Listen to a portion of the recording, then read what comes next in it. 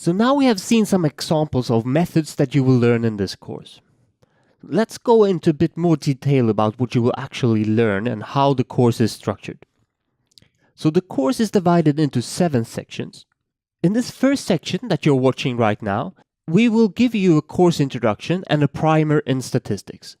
We will use mathematical statistics extensively throughout this course, and we therefore offer this refresher in some of the more important concepts that you will need. However, we hope that these concepts are not new to you.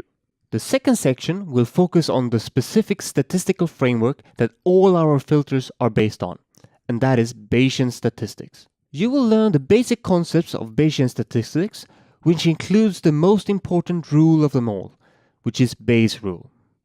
You will also learn about the common building blocks that makes up a Bayesian model and how to make optimal decisions using this Bayesian framework. When you have completed this section, you will be able to explain the fundamental principles in Bayesian estimation. In the third section, we will introduce state space models and show how we can design optimal filters based on these. And after this section, you will understand the fundamental assumptions that are made and be able to derive expressions for an optimal filter based on these assumptions. Now it's finally time that we learn our first filter, and that is the Kalman filter. Some of you might have come across this filter before in previous courses.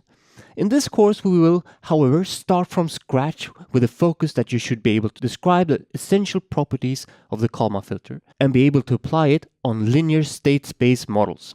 As we alluded in our example in the beginning, our state space models consist of 2 basic models, one motion model and one measurement model. In this section, we will present the most commonly used motion and measurement models for automotive applications, and show how we can derive time-discrete motion models from time-continuous dynamic models. After this section, you will be able to summarize and compare the most typical motion models in automotive systems in order to know when to use them in practical problems. You will also be able to describe and model commonly used sensor measurements. Now, in section 4, you learned about the Kalman filter, which we can use if our state space models are linear. If we have nonlinear models, however, we need to do something else. So in this section, we will look at an important family of nonlinear filters, and that is the nonlinear Gaussian filters. Here you will get to implement the key nonlinear Gaussian filters, both the extended Kalman filter as well as the unsintered Kalman filter. You will also analyze how they behave in different scenarios. Lastly, we will present the particle filters, which is also a nonlinear filter, but in contrast to all the previous methods, the particle filter do not try to describe the results using a Gaussian distribution, but rather as a set of weighted particles as we saw in the self-localization problem.